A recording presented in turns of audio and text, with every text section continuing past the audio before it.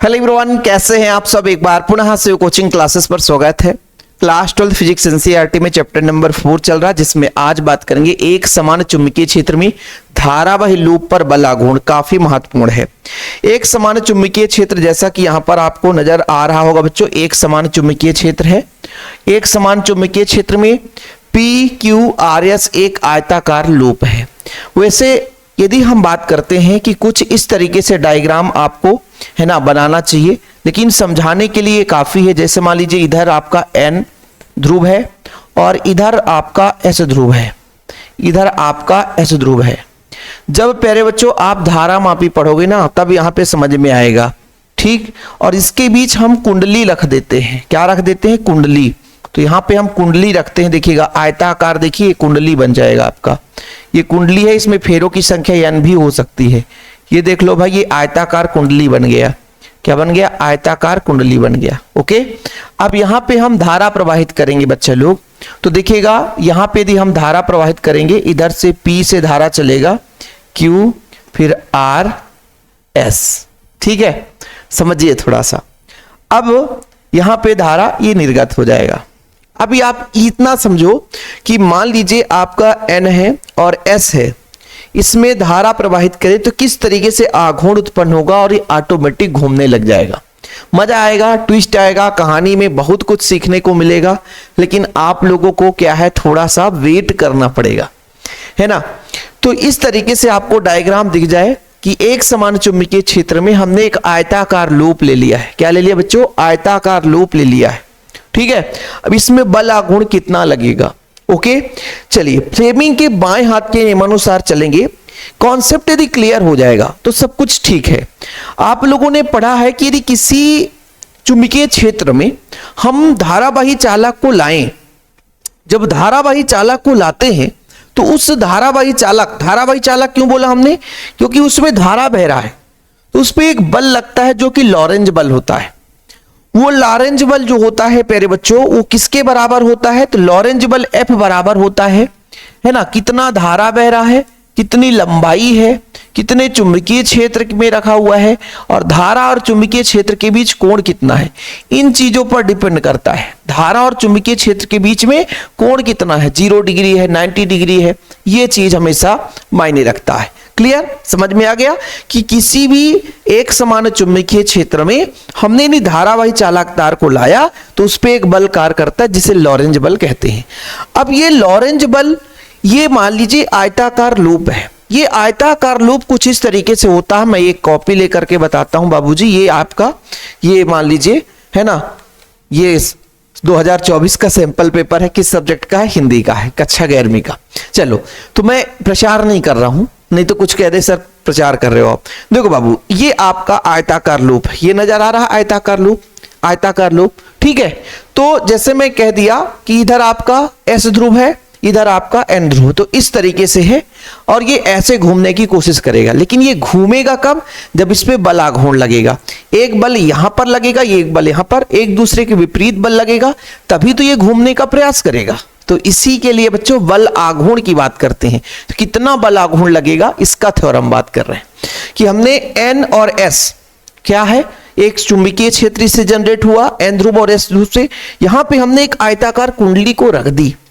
अब उस आयताकार कुंडली में धारा बह रहा है, तो एक चालक तार आपको ऐसा नजर आएगा, एक भाग ऐसा, एक भाग ऐसा और एक भाग ऐसा, मतलब 4 खंड यहां पर नजर आएंगे। और जब 4 खंड नजर आएंगे तो चारों खंडों पर बल का डायरेक्शन कैसे होगा, ये चीज आपको समझना है। देखो, सबसे पहले मैं बात करता हूं फ्लेमिंग के बाएं हाथ का नियम। फ्लेमिंग के बाएं हाथ के नियम से देखो, अंगूठा, तर्जनी और मध्यमा को इस प्रकार फैलाओ कि परस्पर लंबवत हो। अब ये प्यारे बच्चों, ये जो आपको दिख रहा है ना, ये जो तर्जनी है, ये चुंबकीय क्षेत्र के डायरेक्शन को बताता है। तर्जनी चुंबकीय क्षेत्र के डायरेक्शन को बताता है। ये जो मध्यमा है, ये धारा की दिशा को बताएगा, तो अंगूठा लगने वाले बल की दिशा को बताएगा। फिर से समझना, यदि ये कॉन्सेप्ट समझ में आ गया तो सारा खेल खत्म। अंगूठा, तर्जनी, मध्यमा को इस प्रकार फैलाओ कि परस्पर लंबवत है। अंगूठा, तर्जनी, मध्यमा को इस प्रकार फैलाओ कि परस्पर लंबवत है। अभी जो तर्जनी है वो चुंबकीय क्षेत्र की दिशा को बताता है। यदि विद्युत क्षेत्र कहीं पे बोल दिया हूं तो माफ करना, चुंबकीय क्षेत्र पढ़ रहे हो। तर्जनी आपका चुंबकीय क्षेत्र के डायरेक्शन को बताता है, बी के डायरेक्शन को बताएगा। ये धारा की दिशा को आप बता भाई, हमने एक समान चुंबकीय क्षेत्र में रखा है तो चुंबकीय क्षेत्र को पता भी है किस डायरेक्शन में है, हमने धारा भी बहाया है तो ये भी पता है कि धारा किस डायरेक्शन में है। तो बल कैसे निकलता है? फ्लेमिंग के बाएं हाथ के नियम अनुसार। जैसे मैं आपसे कह दूं आरएस पर बल कहां लगेगा, तो जरा ध्यान देना, चुंबकीय क्षेत्र ऐसा ठीक है, धारा कहां? ऊपर की ओर, तो धारा ऊपर की ओर हमने बहा दिया, तो अंगूठा कहां? अंदर की ओर जा रहा है, तो बल किधर लगेगा बताओ जरा? अंगूठे की दिशा में अंदर की ओर। कहां लगेगा? अंदर की ओर, अंदर की ओर ले जाएगा। ठीक है, कहां ले जाएगा बच्चों? अंदर की ओर बल ले, अंदर की ओर इसको घुमाने की कोशिश करेगा, मारेगा धक्का अंदर की ओर। अब यहां पर बात करूं PQ पर, यही आपका डायरेक्शन, ये चुंबकीय क्षेत्र है, धारा की दिशा, धारा की दिशा कहां बच्चों? धारा की दिशा नीचे की ओर, तो ये बल जो है आपका ये बाहर की ओर लगेगा। बल क्या लगेगा? बाहर की ओर। यहां पे भी जो बल लगेगा ये बल अंदर की ओर और ये बल बाहर की ओर ले जाएगा। ये बल अंदर की ओर धकेल रहा है, ये बल बाहर की ओर ले जा रहा है। अच्छा, यहां पे मैं आपसे कह दूं कि यहां पे जो धारा है, धारा की डायरेक्शन ऐसी होगी, इधर से धारा की डायरेक्शन इधर होगी। यहां पे आप लोग बताओ, तो देखो ध्यान रखना, यहां पे आप ऐसा मत सोच लेना कि सर ये ऐसा टेढ़ा है, टेढ़ा नहीं है, टेढ़ा नहीं है। ये जो धारा बह रही है, जो धारा बह रही है वो चुंबकीय क्षेत्र की लंबवत ही ऑल टाइम चुंबकीय क्षेत्र के परपेंडिकुलर है। यदि चुंबकीय क्षेत्र के परपेंडिकुलर नहीं रहेगा, चुंबकीय क्षेत्र के परपेंडिकुलर नहीं रहेगा, लंबवत नहीं रहेगा, जैसे मान लीजिए लंबवत नहीं रहेगा, तो फिर हम फ्लेमिंग के बाएं हाथ का नियम नहीं लगा पाएंगे, फ्लेमिंग के बाएं हाथ का नियम हम नहीं लगा पाएंगे। तो अब देखना बच्चा, मैं ये कह रहा हूं कि मान लीजिए कुछ इस तरीके से है, ठीक है, इस तरीके से, ठीक। फ्लेमिंग के बाएं हाथ का नियम लगाना, चुंबकीय क्षेत्र तो उसी डायरेक्शन में रहेगा और धारा का डायरेक्शन इधर है भाई, धारा का डायरेक्शन इस डायरेक्शन में। देखो ना, धारा का डायरेक्शन भाई ये ऐसा है, मान लीजिए ऐसा है, ये P है, ये S है, तो धारा इधर जा रहा है। देखो ना, धारा इधर जा रहा है, मतलब धारा इधर जा रहा है, आपके इधर धारा आ रहा है, समझ लो। ऐसा मान लीजिए आयताकार कुंडली है, वो आपकी चुंबकीय क्षेत्र के लंबवत है, परपेंडिकुलर रहेगा तभी उस पर बल लगेगा, परपेंडिकुलर नहीं है तो बल लगना ही नहीं है, उस पर बल ही नहीं लगेगा। जब परपेंडिकुलर होगा तभी बल लगेगा। मतलब ये जो आपका भाग है वो चुंबकीय क्षेत्र के परपेंडिकुलर नहीं है तो बल नहीं लगेगा, खत्म कहानी, आप समझ लो। 0 डिग्री पर sin 0 का मान 0 हो जाता है। तो कुछ इस तरीके से है भाई, आपका धारा का डायरेक्शन इधर है, ठीक है सर, ये चुंबकीय क्षेत्र का दिशा है, तो ये अंगूठा बल की दिशा को बल कहां लगाएगा? बाहर की ओर लगाएगा।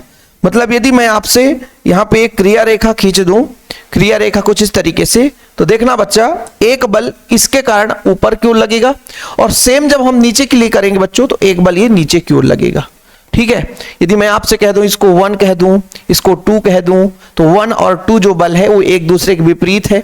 फिर बच्चों इसको मैं कह दूं कि ये 3 कर दूं, ये 4 कर दूं, तो ये एक दूसरे के विपरीत बल है। लेकिन ध्यान रखना, ये ऊपर की ओर लग रहा है, ये नीचे की ओर लग रहा है, एक दूसरे के विपरीत, मतलब सेम डायरेक्शन पर है लेकिन एक दूसरे के विपरीत है, इसलिए एक दूसरे को निरस्त कर देंगे। इसके कारण आघूर्ण उत्पन्न नहीं होगा। तो कभी कुंडली ऐसे नहीं घूम सकती।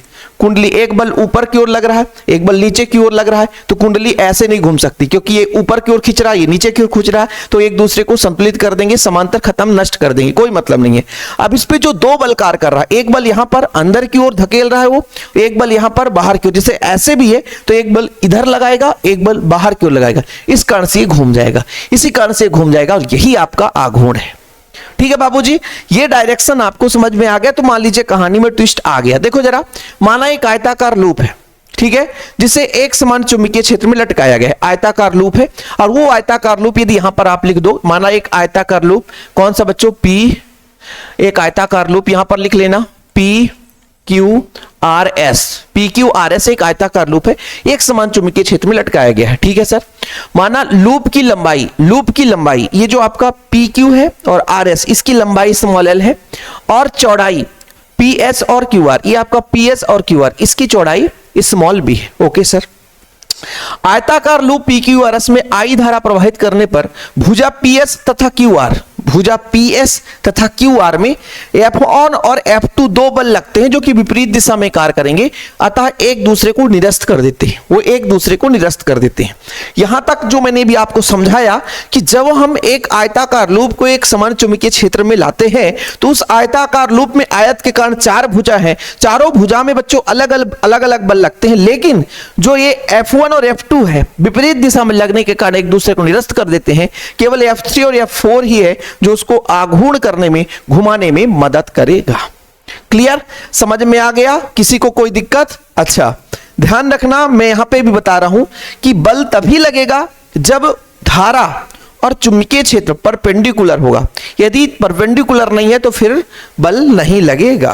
क्लियर? चलिए आगे बात करते हैं। देखो हमने तो दो बल की बात कर ली कि F1 और F2 तो निरस्त कर देगा, तो इसको निकालने की जरूरत नहीं है। हम बच्चों PQ में और RS में जो बल का मान है उसके लिए हम सूत्र निकालते हैं। थोड़ा सा आप लोगों को समय देना पड़ेगा, और हाँ भाई है ना, आप लोगों से गुजारिश है कि बेहतर कोशिश करो, बेहतर सीखने के लिए है ना, तो समय भी देना पड़ेगा। चलिए आगे बात करते हैं। जैसे देखिए बच्चों, भुजा आपका PQ है, भुजा PQ में, भुजा PQ में I धारा प्रवाहित होने पर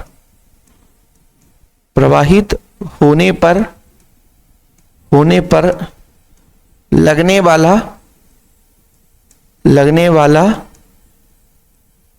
लॉरेंज बल। क्या बच्चा? लॉरेंज बल। देखो ये जो लॉरेंज बल है वो आपका हम कहते हैं F3 है। लॉरेंज बल किस किस पर डिपेंड करता है? कितना धारा बह रहा है, कितना लंबाई, तो लंबाई तो L ही है ना, कितना चुंबकीय क्षेत्र है बच्चों, और कितने कोण के साथ है धारा, और ये 90 डिग्री होगा। ठीक है, चूंकि यहां पर आप लिख देना कि I व B के बीच का कोण, के बीच का कोण थीटा बराबर 90 डिग्री, थीटा बराबर 90 डिग्री, बीच का कोण थीटा बराबर 90 डिग्री। तो साइन ये आपका F3 है, तो भैया साइन 90 का मान 1 होता है, तो F3 बराबर हो जाएगा आपका ILV। चूंकि आप लोग यहां पर लिख सकते हो कि साइन 90 बराबर कितना है बच्चों? साइन 90 बराबर 1 है। ओके सर, यहां तक किसी को कोई खेला नहीं होगा।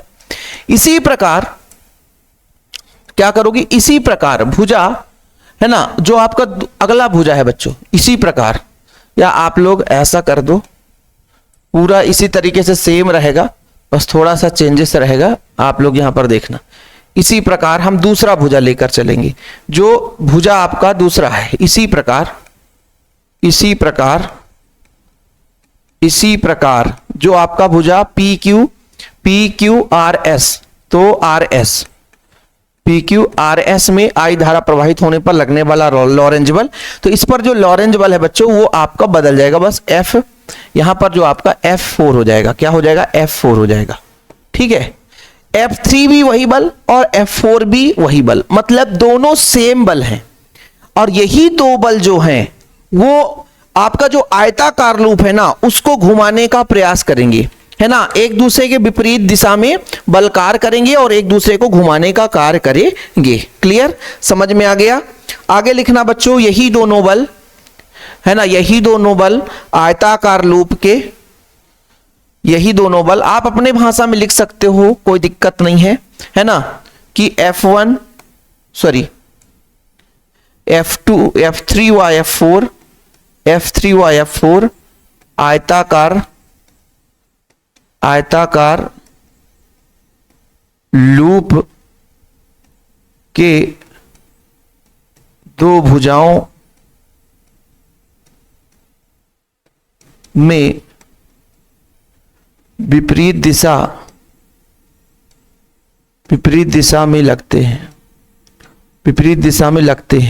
ये कैसे हमने पता किया? फ्लेमिंग के बाएं हाथ के नियम अनुसार।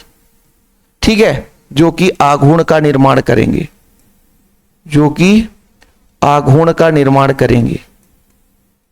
का निर्माण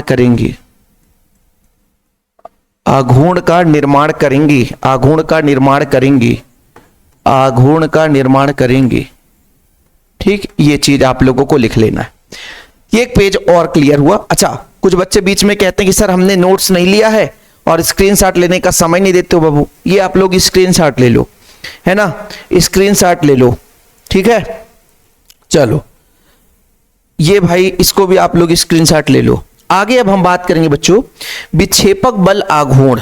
ठीक है, विक्षेपक बल आघूर्ण का मतलब है कि भाई विक्षेप उत्पन्न होगा। विक्षेप का तात्पर्य क्या होता है? ये घूमने का प्रयास करेगा तो विक्षेप उत्पन्न होगा। थोड़ा समझना, फिर डायग्राम बनाना पड़ेगा, एक एक पॉइंट आप लोगों को समझाना पड़ेगा। विक्षेपक बल आघूर्ण, ठीक है,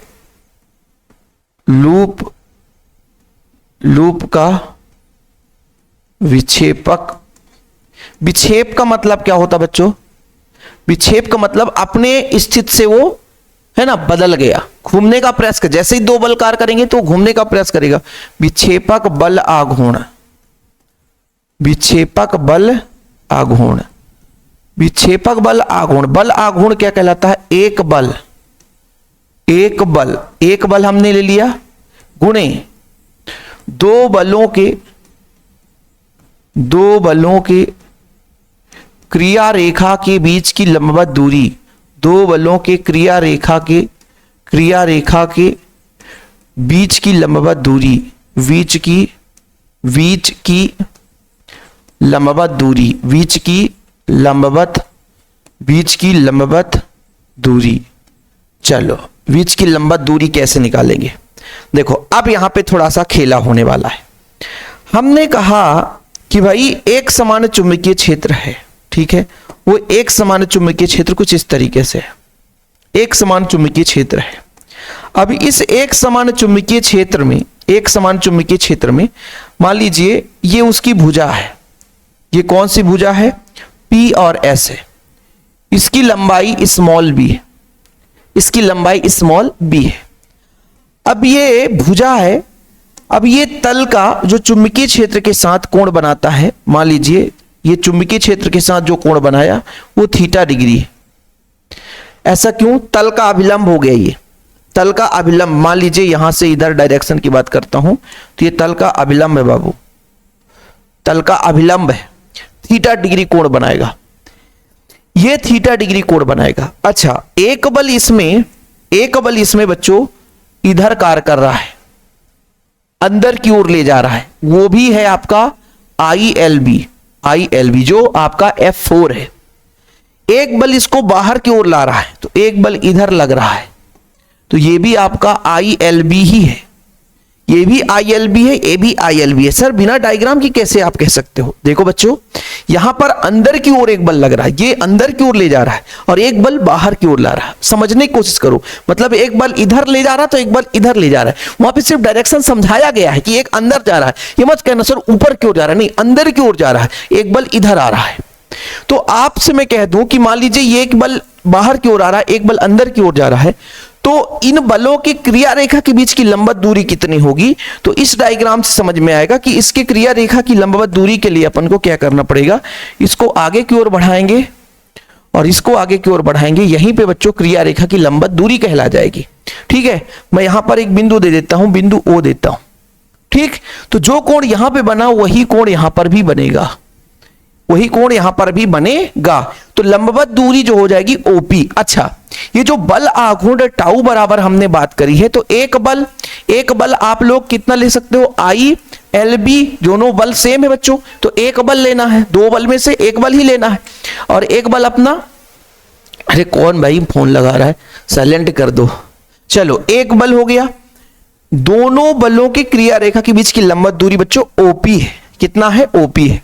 अब आप समझना ये आपका एरिया वेक्टर है ना, तल का अभिलंब है, तल का अभिलंब और चुंबकीय क्षेत्र के साथ थीटा कोण बन रहा है। यहां पे आप चाहो तो अल्फा कोण भी बना सकते हो, आपकी डिपेंडेंसी है कि कितना कोण बनाते हो।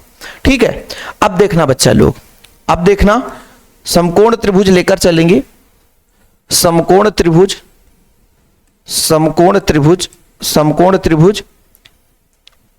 अपना समकोण त्रिभुज O है, तो POS में साइन थीटा लगाएंगे तो OP का मान निकल कर आएगा, साइन थीटा।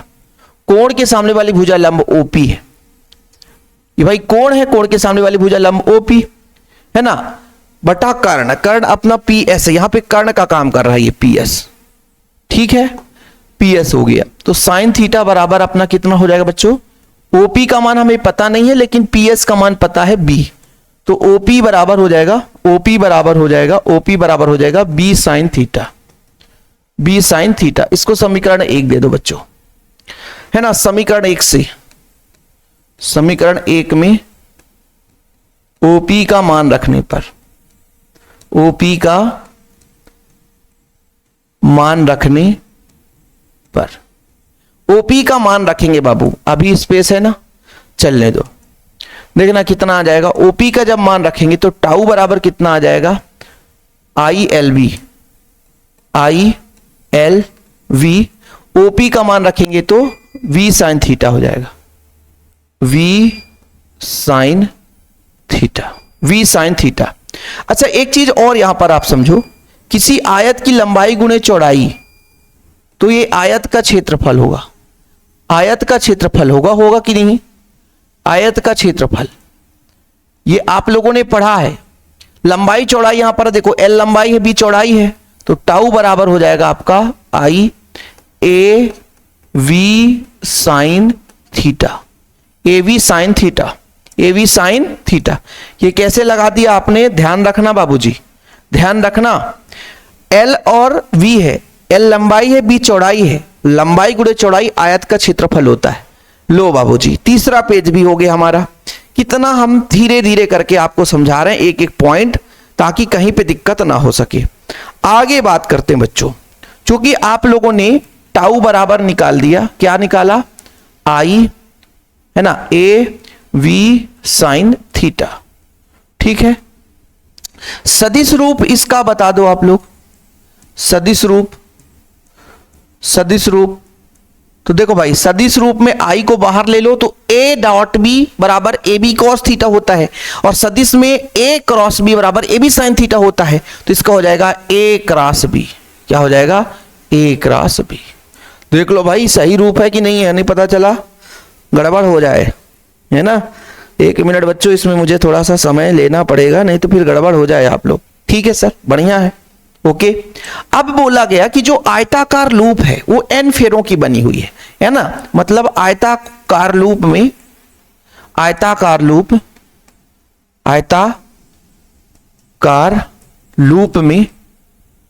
में फेरों की संख्या एन हो, फेरों की संख्या एन हो। कितनी हो बच्चों, एन हो, एन फेरे हो। जब एन फेरे होंगे तो टाउ बराबर कितना हो जाएगा, N I A B sine theta. एक रूप ये हो जाएगा, या सदिश फॉर्म में टाउ बराबर आई है, एन भी कर दो, ए क्रॉस भी कर दो। ठीक, ये आप लोगों को प्रूफ हमने करा दिया। क्या करा दिया सर, कि एक समान चुंबकीय क्षेत्र में, ठीक है, आयताकार लूप है, उस पर कितना बलयुग्म आघूर्ण लगता है। Clear.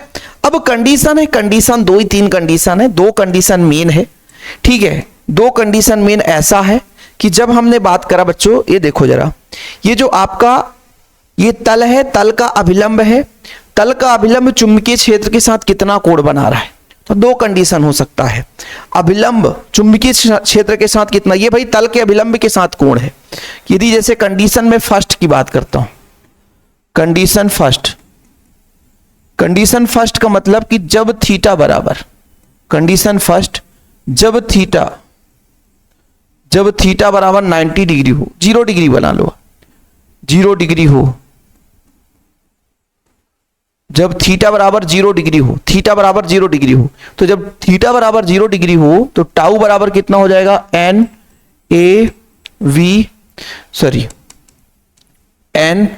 I A V sine 0, sine 0 का मान 0 होता है, तो टाउ बराबर 0 हो जाएगा, पहला कंडीशन।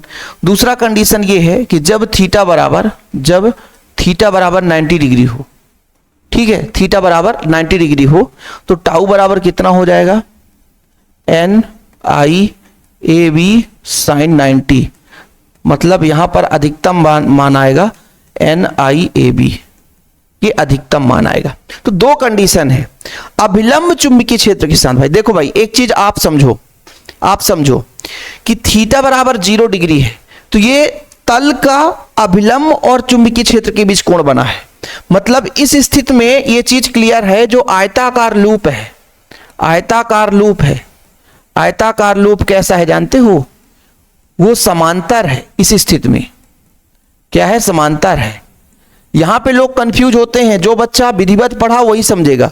यहां पे मैं बार बार कह रहा हूं कि जो थीटा है वो तल के अभिलंब है। जैसे मान लीजिए समझिए, ये चुंबकीय क्षेत्र का डायरेक्शन ऐसा है, तो ये मान लीजिए इसका तल है, तल का अभिलंब ऐसा हो गया, ठीक है। अच्छा, यहां पर थीटा बराबर 0 डिग्री है, तो समांतर नहीं है भाई। जब 0 डिग्री, फिर समझना, मैं आपको यहां पे कंफ्यूजन क्लियर करता हूं कि जब थीटा बराबर 0 डिग्री है, मतलब ये जो थीटा है ये अभिलंब है बच्चा, ये जो अभिलंब है ये थीटा बराबर 0 डिग्री हो गया। मतलब तल ऐसा हो जाए, तल ऐसा हो जाए और इसका अभिलंब ऐसा है, तल है ना, तल का अभिलंब ऐसा है, चुंबकीय क्षेत्र ऐसा है, तो ये जो तल है चुंबकीय क्षेत्र के लंबवत है ना, चुंबकीय क्षेत्र के लंबवत है। यहां पे चुंबकीय क्षेत्र के आयताकार लूप चुंबकीय क्षेत्र के लंबवत है। कैसा बच्चों? आयताकार लूप चुंबकीय क्षेत्र के लंबवत है, ठीक है। वहीं पे दूसरा कंडीशन यहां पर आप लोग दूसरा कंडीशन लगा लोगे तो यहां पर आपका आएगा ये समांतर है, ठीक है, ये समांतर है, ओके। मतलब समांतर का मतलब ये हुआ कि ये आयताकार लूप इस तरीके से है तो इसमें ज्यादा बल लगेगा, है ना, ज्यादा आघूर्ण उत्पन्न होगा। लेकिन ऐसा हो गया तो फिर बल आघूर्ण का मान कम हो जाएगा। ये कंडीशन है भाई। जैसे आया तो 2 बल लगा, इधर उधर घुमाने का प्रयास किया, फिर यहां पर 0 हो गया, फिर ये घूम कर आया तो फिर बल आघूर्ण लगा, फिर ये घुमाया, ऐसा डायरेक्शन में घूमता रहता है, ऑल टाइम उस पर बल नहीं लगते, ठीक है। ये चीज आपको क्लियर हो गया। 2 कंडीशन है, इस कंडीशन को समझना थोड़ा सा कठिन लगता है हर बच्चे के लिए। देखो मैंने क्या बात बताया कि थीटा 0 डिग्री, वो थीटा तल के अभिलंब के साथ, तल ऐसा है, इसका अभिलंब ऐसा है, तल ऐसा है, अभिलंब ऐसा, अभिलंब उसका लंबवत एरिया वेक्टर क्या होता है? किसी तल का लंबवत एरिया वेक्टर कहलाता है बच्चों। लंबवत पृष्ठ यानी लंबवत रेखा एरिया वेक्टर को डायरेक्शन बताता है। एरिया वेक्टर भी इधर है, चुंबकीय क्षेत्र भी इधर है, तो 0 डिग्री है। लेकिन आयताकार लूप चुंबकीय क्षेत्र के साथ लंबवत है, आयताकार लूप चुंबकीय क्षेत्र के साथ लंबवत है, लेकिन उसके एरिया वेक्टर के साथ 0 डिग्री है। ये आयताकार लूप है, वो चुंबकीय क्षेत्र के साथ लंबवत है, देखो लंबवत है, लेकिन उसका जो एरिया वेक्टर है उसके साथ 0 डिग्री है, इसलिए लंबवत की बात की जा रही, ठीक है। बाकी जो बच्चा नोट्स लेना चाहता है, मैं हमेशा कहता हूं कि प्रॉपर नोट्स आपको मात्र 100 रुपए में मिल जाते हैं। जिस बच्चे को भी शिव सर का हैंड रिटेन नोट्स लेना है तो कॉन्टेक्ट नंबर लिख लो 96 85 29 91 49, 9685299149, 96 85 29 91 49। व्हाट्सअप करें, जानकारी लें, प्रॉपर नोट्स लेकर तैयारी करें। फिलहाल अभी के लिए इतना ही। प्यारा भरा नमस्कार, जय हिंद, वंदे मातरम।